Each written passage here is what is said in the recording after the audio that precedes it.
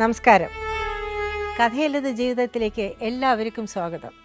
അമൃത ടിവിയും Kerala state legal services അതോറിറ്റിയും ഒന്നിക്കുന്ന ഈ പരിപാടിയിൽ ഇന്ന് നമുക്ക് നിയമസഹായം നൽകുവാൻ ഇവിടെ എത്തിച്ചേർന്നിട്ടുള്ള KELSA panel members, judicial member ബഹുമാന്യ judge Shri K Sasidharan Nair, advocate member Shri Thankachan,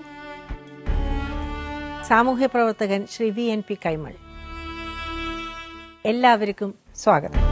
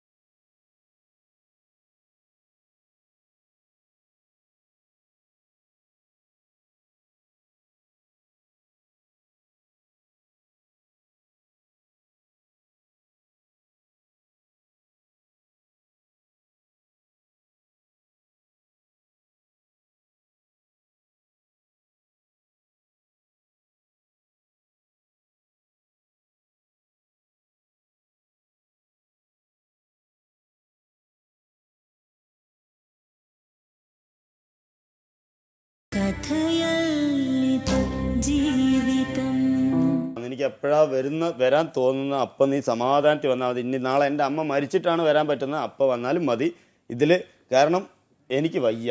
ഇതിലും കൂടുതൽ ഇപ്പൊ ഇത്രയും പേര് മുന്നിലും ചെയ്തുകൊണ്ടിരിക്കുന്നത്. മഹേഷ് തീർച്ചയായിട്ടും മഹേഷ് ഇപ്പൊ വളരെ മാറ്റം വന്നിട്ടുണ്ട്. അല്ല, എനിക്ക് കൂടുതൽ ഒന്നും ചെയ്യാൻ കഴിയില്ല. നിങ്ങളോട് നേരത്തെ പറഞ്ഞല്ലോ,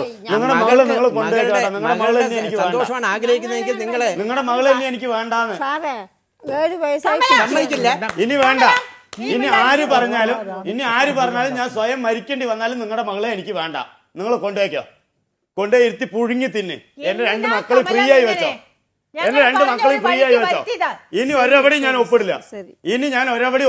എനിക്ക് ഒരവടി നിങ്ങളുടെ മകളെ വേണ്ട. എന്റെ 2 മക്കളെ നിങ്ങൾ ഫ്രീ ആയി വെച്ചോ. ഇതിനെ പുഴുങ്ങി തിന്ന്. അതിനെന്താ ചെയ്യണം പറഞ്ഞാൽ ചെയ്തോ. എനിക്കിനി നിങ്ങളുടെ മകളെ വേണ്ട.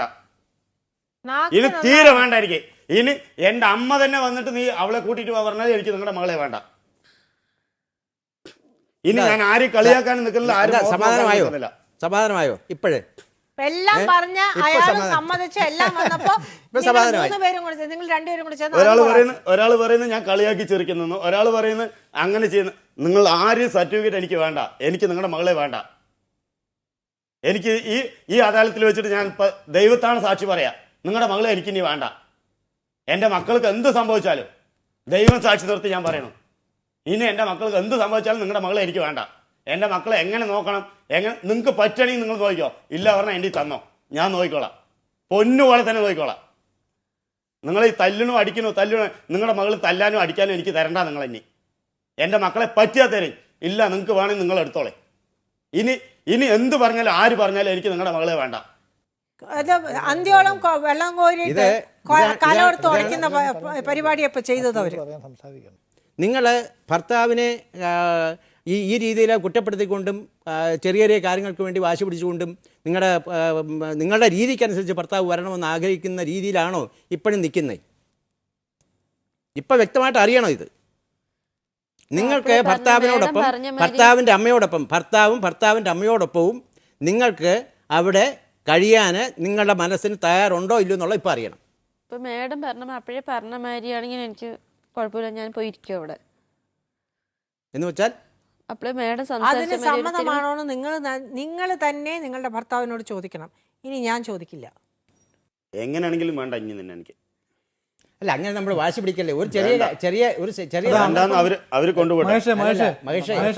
ശാന്തിയുടെ അമ്മ ഒരു വർത്താനം പറഞ്ഞു, വിവരമില്ലാതെ പറഞ്ഞതാണ്. അപ്പൊ തന്നെ 11 കൊല്ലമായി മാഡം ഈ വിവരമില്ലായ്മ കൊണ്ട് ഞാൻ സ്വയം വിവരക്കേട് കാണിച്ചിട്ടും ഇവര് കാണിച്ച വിവരക്കേട് ഞാനിപ്പോ എല്ലാം ഞാൻ ചെയ്ത കാര്യം തെറ്റാണെന്ന് ഞാൻ പറഞ്ഞിട്ടില്ല, ശരിയാണെന്ന് ഞാൻ പറഞ്ഞിട്ടില്ല, ഞാൻ ഏറ്റു പറഞ്ഞിട്ടേ ഉള്ളൂ. പക്ഷെ എന്നിട്ടും ഞാൻ എല്ലാ കാര്യത്തിനും ഓരോ കാര്യത്തിനും ഇവരുടെ കാല് മാത്രമാണ് ഞാൻ പിടിച്ചു പോയത്. ഇവരുടെ വീട്ടിൽ പോയിട്ടാണ് ഞാൻ ഒരുപാട് പ്രാവശ്യം പ്രശ്നം ഉണ്ടാക്കിയത്. കാരണം എന്തുകൊണ്ട്? എൻ്റെ ഭാര്യ എനിക്ക് വേണമെന്നുള്ളതുകൊണ്ട്, എൻ്റെ മക്കൾ എനിക്ക് വേണമെന്നുള്ളതുകൊണ്ട്. ഇപ്പോഴും അവർ അതിൽ നിന്നോട്ട് പോട്ടെ. നിങ്ങൾ മഹേഷ് ഒരു കാര്യമുണ്ട്, നിങ്ങളിപ്പോഴേ വാശിയോടുകൂടി ഈ രീതിയിലുള്ള നിലപാടെടുക്കുന്നത് ശാന്തിയുടെ അച്ഛനും അമ്മ ഈ രീതി പ്രതികരിച്ചത് കൊണ്ടാണല്ലോ. പ്രധാനമായിട്ടും അതാണല്ലോ. അവരെന്തെങ്കിലും കാര്യങ്ങൾ പറഞ്ഞു എന്നുള്ള ഒരു കാരണമായിട്ട് എടുത്തുകൊണ്ട് കളഞ്ഞു കുളിക്കാനുള്ളതാണോ നിങ്ങളുടെ കുടുംബം? ഇതേ തന്നെയാണ് സംഭവിച്ചുകൊണ്ടിരിക്കുന്നത്, ഇതേ തന്നെയാണ് ഞാൻ പിന്നാലെ പോയിക്കൊണ്ടിരിക്കുന്നുണ്ട്. നാളെയും ചിലപ്പോ ഇന്നിപ്പോ ഇത് കഴിഞ്ഞാലോ നാളെയും ചിലപ്പോ ഞാൻ അവരുടെ മുന്നിൽ തന്നെ പോയി നിന്നിട്ട് ഡേ വാടി പറയും. അത് എന്റെ നേച്ചർ അങ്ങനെ ആയിപ്പോയി. ദേഷ്യപ്പെടുമ്പോ തല്ലാനും ഇഷ്ടപ്പെടുമ്പോ ഞാൻ അവിടെ പോയി കാല് പിടിക്കാനും അത് എന്റെ നേച്ചറിലായിപ്പോയി. ഇവരുടെ നേച്ചറിറ്റി എന്താണെന്ന് വെച്ചാൽ ഈ കാണുന്നത് കുറ്റപ്പെടുത്തി ഉള്ള ജീവിതത്തെ നശിപ്പിക്കും. ഈ 11 കൊല്ലം നശിപ്പിച്ചു, ഇനി 22 കൊല്ലം നശിപ്പിക്കും, 33 കൊല്ലം നശിപ്പിക്കും. ഇവര് 98, 102 വയസ്സ് വരെ ഇവർ ഒന്നിച്ച് ജീവിച്ചു പോകും. ഞങ്ങളുടെ ജീവിതം നായി നക്കി പേയ് നക്കി ഇവരൊക്കെ നക്കിയിട്ട് പോയിക്കൊണ്ടേയിരിക്കും. പോട്ട് അങ്ങനെ തൊലഞ്ഞോണ്ട് പോട്ട്. അവരെപ്പോഴാ വരുന്നത് വന്നോട്ടെ, വരുമ്പോ വന്നാൽ മതി. എനിക്ക് ഇനി ആരെ കൊണ്ടും എനിക്ക് ഒന്നും ചോദിക്കാനുമില്ല, പറയാനുമില്ല. എനിക്കിനി എൻ്റെ അമ്മ എന്നെ പെറ്റു വളർത്തിയവരാണ്. ഞാൻ അത് മരിക്കുന്നവർ ഒന്നില്ലെങ്കിൽ അവര് മരിക്കുന്നവരെ ഞാൻ നോക്കില്ലേ, ഞാൻ മരിക്കുന്നവർ എനിക്ക് അത് മതി.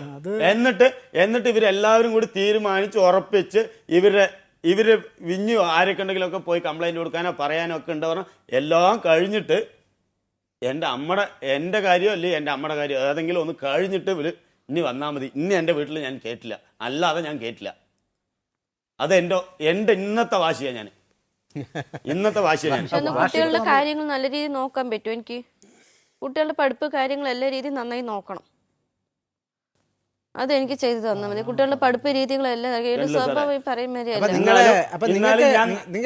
സാറ് പറഞ്ഞ മാതിരി ഞാൻ വന്നോട്ടെ എന്നല്ല ചോദിക്കുന്നത്. ഞാൻ എന്റെ വീട്ടിൽ തന്നെ ഇരിക്കാം, നിങ്ങൾ എന്റെ കുട്ടികളുടെ കാര്യം നോക്കുമോ എന്നാണ്.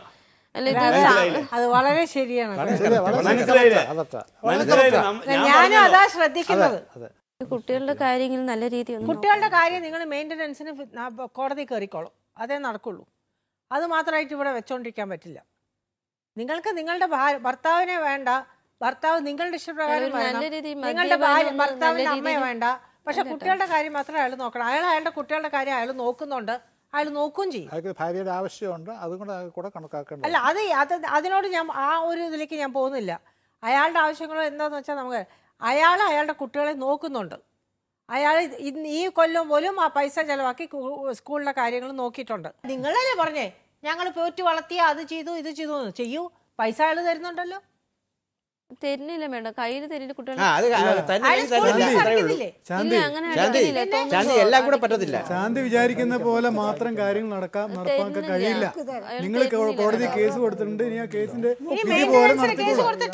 അത് നടക്കട്ടെ. അല്ലാണ്ട് കാര്യങ്ങൾ കഷ്ടത്തിലാവണം മേഡം. അത് നിങ്ങൾ വായിട്ട് പറയുന്ന സമയത്ത് നിങ്ങൾ പറയുന്ന വാക്കുകൾ അപ്പൊ അത് ആലോചിക്കേണ്ടിയിരുന്നു. എന്റെ മക്കള് ഞങ്ങളുടെ മക്കള് നല്ല നിലയ്ക്ക് പോണം, ഞങ്ങൾ ഒരുമിച്ച് ജീവിക്കണം, നല്ല നിലയ്ക്ക് ഞങ്ങൾ പോണം എന്ന് നിങ്ങൾ വിചാരിച്ചിട്ട് അതിനനുസരിച്ച് വേണമായിരുന്നു നിങ്ങൾ സംസാരിക്കണം. ഭാര്യയുടെ ഉത്തരവാദിത്തങ്ങൾ നിർവഹിക്കാൻ തയ്യാറാവാത്ത ഒരു സ്ത്രീക്ക് എങ്ങനെയാണ് മക്കളുടെ കാര്യത്തിൽ ഭർത്താവ് എല്ലാ കാര്യങ്ങളും ചെയ്യണമെന്ന് ആഗ്രഹിക്കാൻ കുട്ടികളുടെ സാധിക്കുന്നത്? കാര്യങ്ങൾ നല്ല രീതിയിൽ കൊണ്ടുപോയാൽ മതി എനിക്ക്. ആരുടെ? കുട്ടികളുടെ പറ്റില്ലല്ലോ, അത് നിങ്ങളുടെ പറ്റില്ലല്ലോ, ആവശ്യം. അത് പറ്റില്ലല്ലോ.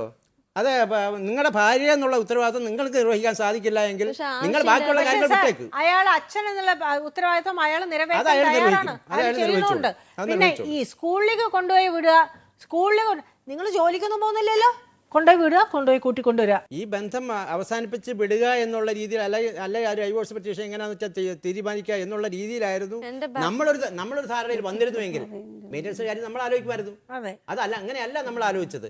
ഈ ബന്ധം പുനഃസ്ഥാപിച്ച് നല്ല രീതിയിൽ അവർ ജീവിക്കട്ടെ എന്നുള്ള രീതിയിൽ നമ്മൾ പര്യവസാനിപ്പിച്ചതാണ്. ആ പര്യവസാനിപ്പിച്ചതിന് ശേഷം പിന്നെ മെയിൻ്റെനൻസിൻ്റെ കാര്യമായിട്ട് നമ്മൾ ആലോചിക്കാൻ ഒക്കില്ല. നമ്മൾ പറയാവുന്നതിന്റെ പരമാവധി നമ്മൾ രണ്ടുപേരോടും പറഞ്ഞു കഴിഞ്ഞു. അതുകൊണ്ട് ഇനി നമുക്ക് ഒരു ഉത്തരവാദിത്വം ഇവിടെ എടുക്കാൻ പറ്റാത്ത ഒരവസ്ഥയും നിങ്ങൾ MC കേസ് കൊടുത്തിട്ടുണ്ട്.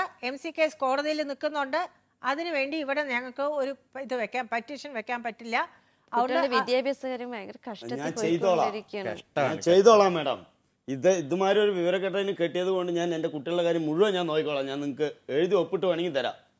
ഇങ്ങനെ കെഞ്ചാനും കൂത്തടാനും നിൽക്കാതെ എൻ്റെ മക്കളെ നാശമാക്കണ്ട. അങ്ങനെ ലോകത്തിന് മുന്നിൽ എൻ്റെ മക്കളെങ്കിലും നാശമാക്കാതിരിക്കി. എന്നെ ഇങ്ങനെ ആക്കി എൻ്റെ മക്കളുടെ മുഴുവൻ കാര്യങ്ങളും ഞാൻ ഏറ്റെടുത്തോളാം. ഒന്ന് സമാധാനപ്പെട്. മഹേഷേട്ട് മദ്യപിക്കാണ്ടിരുന്ന നല്ല രീതി വന്നാൽ ഞാൻ വരാം. മഹേഷേട്ടിന്റെ വീട്ടിലേക്ക് ഞാൻ വരും. എനിക്ക് മേഡം അപ്പളേ പറഞ്ഞ ഒരു കണ്ടീഷനും ഇല്ല കേട്ടോ, ഒരു കണ്ടീഷനും ഇല്ല. ഞാൻ ചിലപ്പോ ഇവിടുന്ന് ഇറങ്ങിപ്പോയാൽ ഞാൻ ചിലപ്പോ ഇനി കഴിച്ചു വരും. നിന്റെ ഈ കാണിക്കുന്നത് ലോകം കാണുമല്ലോ എന്ന് പേടിച്ചിട്ട് ഞാൻ ഇനി കുടിക്കേണ്ടി വരും. അത് തെറ്റാട്ടോ. 100%. കുട്ടികളെ വെച്ച് ലേലം വിളിക്കണം മാഡം. കുട്ടികളെ വെച്ചിട്ടാണ് ലേലം വിളിക്കണേ. ഞാൻ കുട്ടികൾക്ക് എന്താ ചെയ്തോളാം, വിട്ടേക്ക്. നീ എനിക്ക് വേണ്ട, നീ പൊയ്ക്കോ. ഞാൻ കുട്ടികൾക്ക് എന്താ വേണ്ട വെച്ചാൽ തരാം. ഇതിൽ കൂടുതൽ കെഞ്ചാനും കൂത്താടാനും എനിക്കും പറ്റില്ല. ഞാൻ നിന്റെ വീട്ടിലടക്കം വന്ന് കെഞ്ചി കാല് പിടിച്ചതാ. എനിക്ക് ഇനി കെഞ്ചാനും കൂത്താടാനും വയ്യ. ഞാൻ എൻ്റെ മക്കളുടെ കാര്യം ഏത് വഴിക്ക് ഞാൻ പോസ്റ്റ് ഓഫീസ് മുഖാന്തരം, വക്കീൽ നേരത്തെ പറഞ്ഞതാ പോസ്റ്റ് ഓഫീസ് മുഖാന്തരം അയക്കേ. അതുകൊണ്ട് എനിക്ക് എപ്പോഴും കണക്ക് കിട്ടുന്നു. ഞാൻ എൻ്റെ കുട്ടികളുടെ കാര്യത്തിൽ ഞാൻ 10 പൈസ ചെലവാക്കുന്നുണ്ടെങ്കിലും 100 രൂപ 1000 ചെലവാക്കുന്നുണ്ടെങ്കിലും ഞാൻ എൻ്റെ മക്കളുടെ കാര്യത്തിൽ കണക്ക് നോക്കാൻ പാടില്ല എന്നുള്ളത് കൊണ്ടാണ് കൈ കൊടുത്തത്. ഇങ്ങനെ ഒരു അവസ്ഥയിൽ നിൽക്കുന്ന സമയത്ത് നിങ്ങൾ 10 ഉറുപ്പ്യ കൊടുക്കുകയാണെങ്കിലും അതിനൊരു രേഖ വേണം. ഇനി ഈ പോകുന്ന ഈ മാസത്തെ സ്കൂൾ ഫീസും നാളെ നേരം വെളുക്കുമ്പോൾ ഓട്ടോ വരും.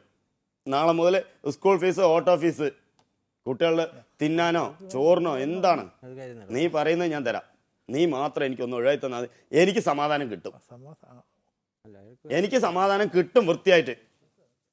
മഹേഷേട്ട് നല്ല രീതി വരില്ല, ഉറപ്പുണ്ട് എനിക്ക്. ഇനി വരില്ല.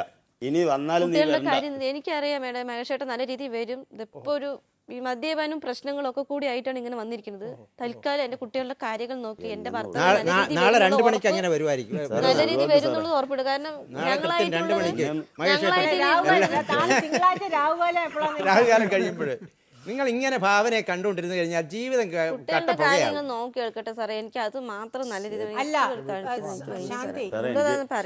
ഒരു കാര്യം ഞാൻ പറയാം. നിങ്ങളുടെ ശുഭാപ്തി വിശ്വാസം നിങ്ങളെ രക്ഷിക്കട്ടെ. ആ വിശ്വാസം നിങ്ങൾക്ക് ശരിയായി കിട്ടണം എന്നുണ്ടെങ്കിൽ നിങ്ങളുടെ സ്വഭാവത്തിലും പല മാറ്റങ്ങൾ വരുത്തണം. പല കാര്യങ്ങൾ നിങ്ങൾ ചെയ്യണം. അത് ആലോചിച്ച് എന്തൊക്കെയാന്ന് വെച്ചാൽ ചെയ്യൂ. എന്നിട്ട് അപ്പൊ അയാൾ തന്നെ മനസ്സിലാക്കി വരും. ആ വിശ്വാസം നല്ലത് തന്നെയാണ്. ആ വിശ്വാസം ഇരിക്കുക തന്നെയാണ് വേണ്ടത്. നമ്മൾ പരിഹസിക്കാൻ പാടില്ല ആ കുട്ടിയുടെ വിശ്വാസത്തിന് ഒരിക്കലും. കാരണം അത് ശരിയാണ്, നല്ലൊരിതാണ്.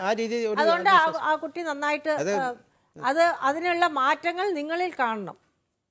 നിങ്ങളുടെ ആൾക്കാരിൽ നിന്ന് ആ മാറ്റങ്ങൾ കാണുമ്പോൾ അയാൾക്ക് നിങ്ങളോട് സ്നേഹം തോന്നുന്ന വിധത്തിലായിരിക്കണം നിങ്ങളുടെ മാറ്റങ്ങൾ. അപ്പോൾ അതിന് വേണ്ടത് ചെയ്യും.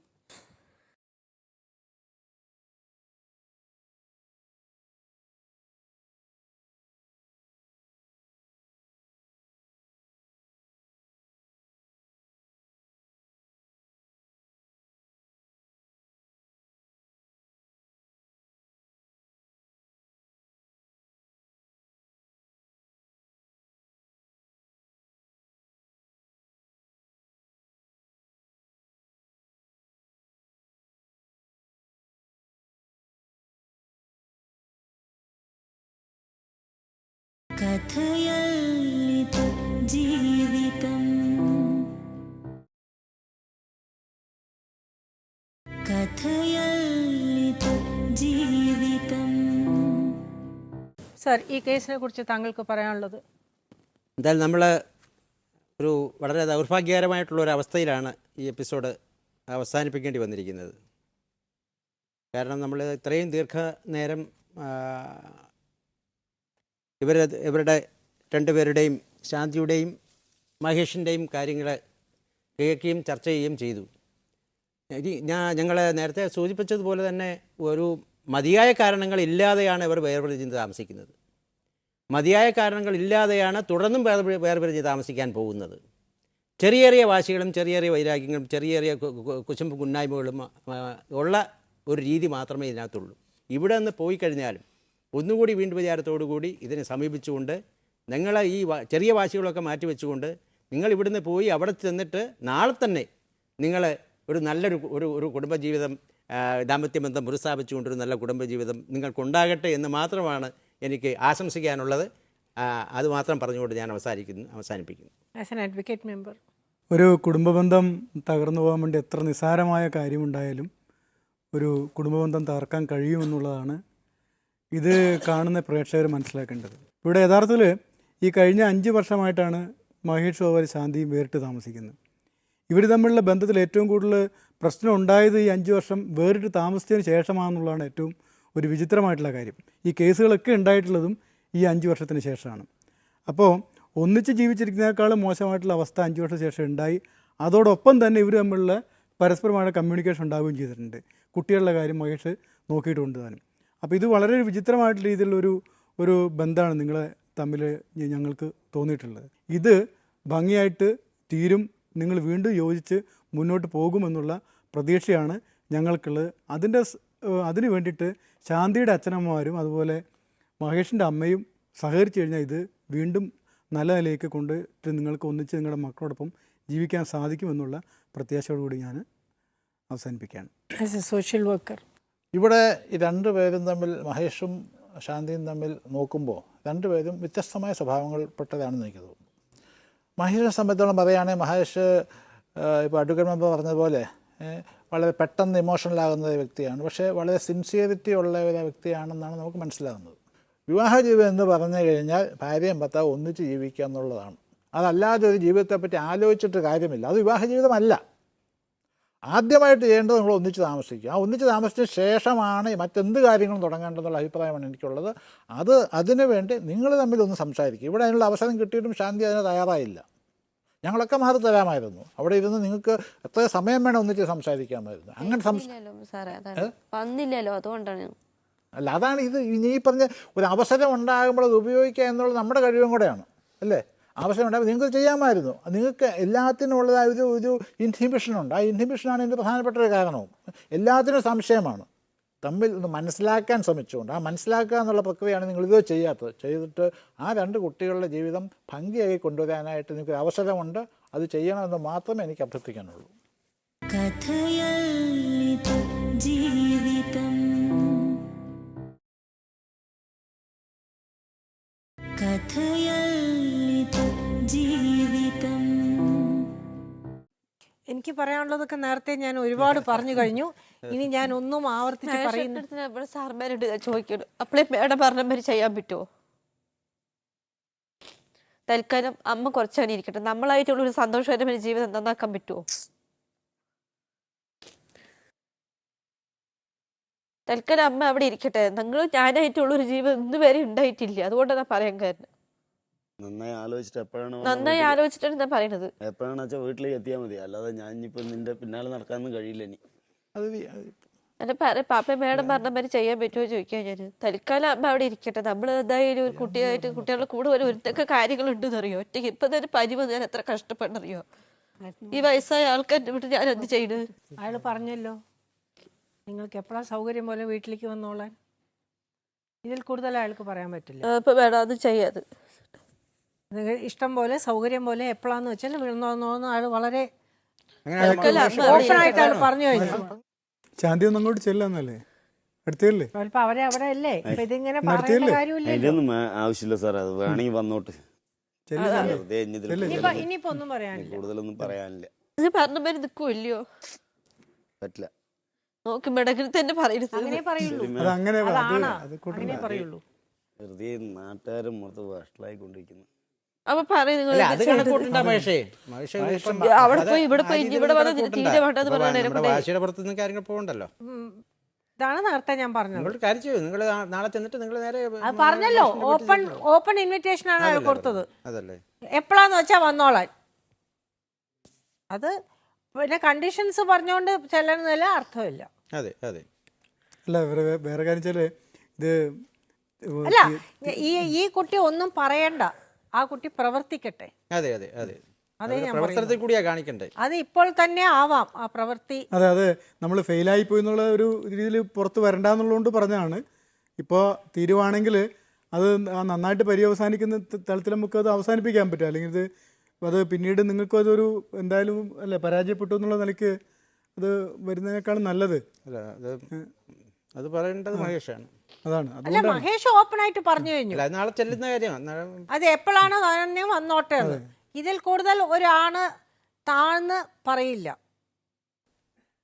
തല്ല മാത്രമേ കണ്ടീഷൻ ഒന്നും വെക്കാൻ ഒക്കില്ല. മതിയെ, കാരണം ജീവൻ പോകുന്നുള്ള നല്ല പേടിയുണ്ട്. അതുകൊണ്ടാണ് പറയുന്നത് ഇവിടുന്ന് അതിനുള്ള അത് ഒരു ഗ്യാരണ്ടി ഞങ്ങൾക്ക് പറയാൻ പറ്റില്ല.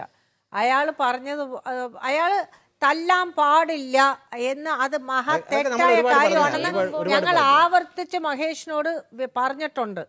ഏതായാലും ഇനിയിപ്പോ വേറെ ഒന്നും വേണ്ട, ചിന്തിച്ച് നിങ്ങൾ രണ്ടുപേരും ആലോചിച്ച് സംസാരിച്ച് ഇവിടുന്ന് തന്നെ പോണതിന് മുമ്പ് തന്നെ സംസാരിച്ച് തീരുമാനിച്ചിട്ട് പോയിക്കോളും. എല്ലാവിധ നന്മകളും ഈ രണ്ട് വ്യക്തികൾക്കും വരട്ടെ. ആ കുട്ടികളുടെ ജീവിതം സുരക്ഷിതത്തോടു കൂടി നല്ല നിലയ്ക്ക് നന്നായിട്ട് വളരാനുള്ള ഒരു സാഹചര്യം ഉണ്ടാവട്ടെ എന്ന് ഞാൻ സർവേശ്വരനോട് പ്രാർത്ഥിച്ചുകൊണ്ട് ഈ എപ്പിസോഡ് ഇവിടെ വെച്ച് നിർത്തുന്നു. നന്ദി, നമസ്കാരം.